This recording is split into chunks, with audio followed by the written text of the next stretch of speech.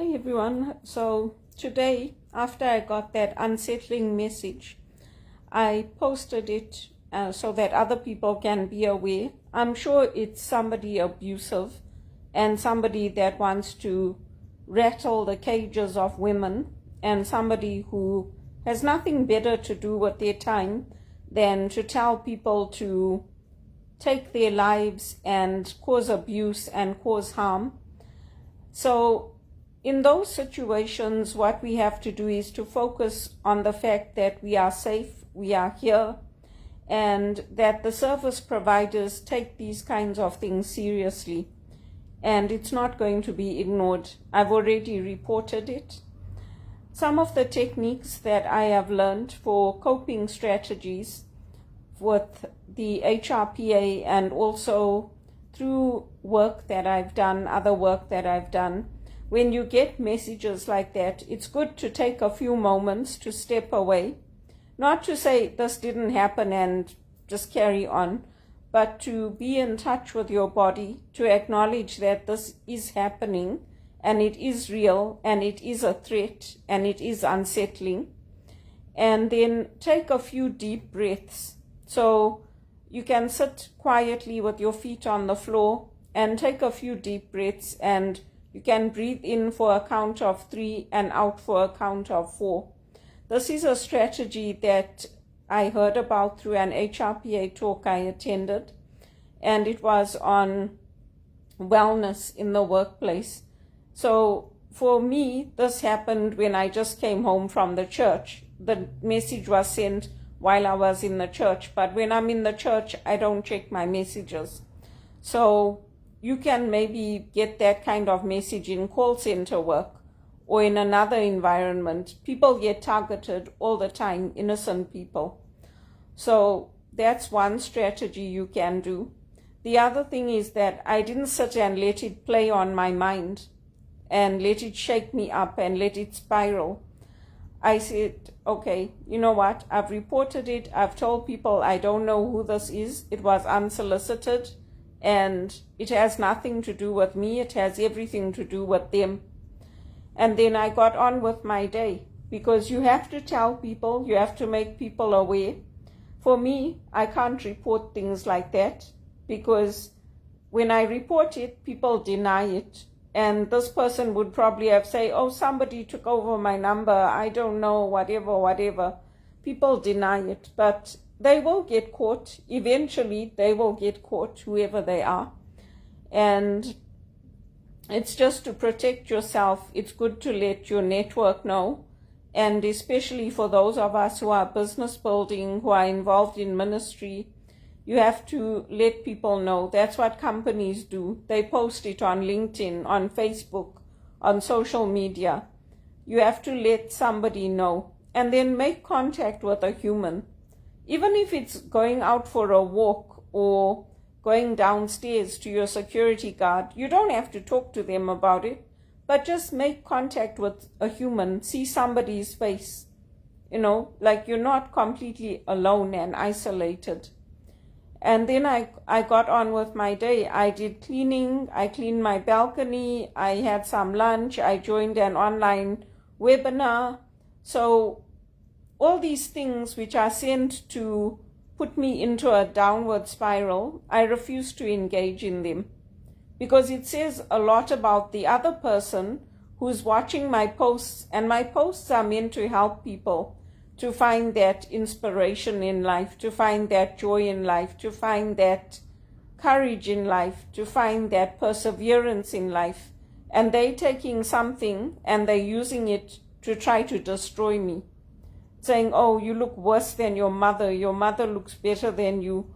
All those kinds of things are evil. That's not a good way to engage with people and to be in the world, especially since I don't know them and they don't know how many challenges I've had to overcome. They don't know how much I've had to fight for my life with the diseases that have affected me. They don't know anything. All they're doing is picking up on one thing and they're attacking me, because they can't deal with something in their own life. So they want to find a victim and victimize them. So these are some of the strategies you can cope. They are real strategies that doctors have given me, that HRPA speakers have talked about. And even if you have high blood pressure, that's a technique I use. So before I started my medication, I used to use breathing to get my heart rate down and my blood pressure down, and it worked fine.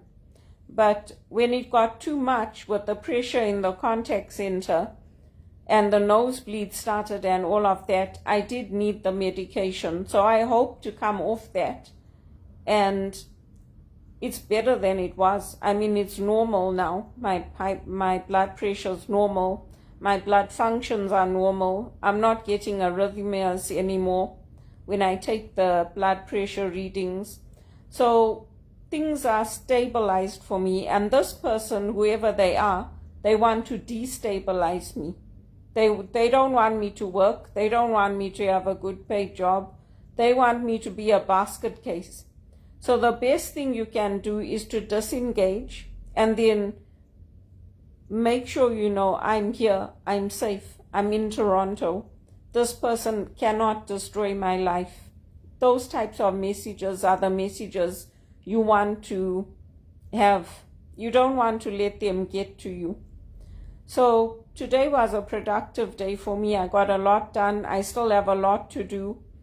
And these are the things that we need.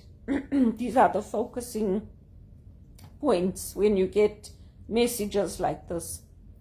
The other thing is that when we are looking at our faith, we look at how there are people in our lives who are very inspirational. I've had friends who have had cancer and they've asked for me. So normally it's just the close family. They don't normally want other people there. It's the immediate family. But one of my friends, she got very, very sick and she got cancer, and she asked for me, and I told her daughter, I don't think I'm strong enough to handle this. And she's like, you'll have to come because she keeps asking for you. So I went to see her, and she wanted to say goodbye. And I was strong. After I said goodbye to her, then I cried. But I was strong, and she said, no, I've lived my life. I'm tired now, and this cancer is ravaging my body. And I just want you to stay close to the family. And I want to thank you for all the support you've given my daughter at university, and just to see your smile again. And so that for me is a memory I hold on to, even in hard times, even in challenging times, because for me, my faith is about the joy of life. And when you grow up in a poor family, you'll find that poor families are happier than rich families, because our joy doesn't come from that money. Our joy comes from that faith. It comes from being in a family home. It comes from worshiping together, praying together in the home, going out together. That's where our joy comes from, in the Catholic way, in the Catholic tradition. So I thought I'd share that today because I thought about her, and I thought, I wonder what she would say. I wonder what she would say about all these filthy text messages and the awful way I'm being treated and the disgusting messages I get and all the way I've been treated in the workplaces and not getting the jobs I should, the admin jobs, the good paid jobs. I wonder what she would say. And then I just saw her smile. In my mind, I just saw her smile. And I thought to myself, yeah, you know what? Auntie Cecilia would be proud of me. Anyway, I thought I would share that because we go through so many challenges in life, but at the end of the day, we keep our faith. And even my dad, when I said goodbye to him at the airport, he put a huge burden on me. He told me to look after my mother. Well, I have looked after her. Now she has her husband. He looks after her. So my duty is done. My duty is done. I also deserve to be happy in life. I also deserve to have some good times, to have a good paid job, to have a good salary. And you'll find that the people who are the richest, they are the most unhappy people in life. You'll never see people that are so miserable as the millionaires. They are the most miserable people on earth. And I wouldn't be surprised if the people that are sending me all these filthy messages are rich. I wouldn't be surprised at all, because I grew up in a dirt poor family. And despite that, I've always been a happy child, and I'm a happy woman.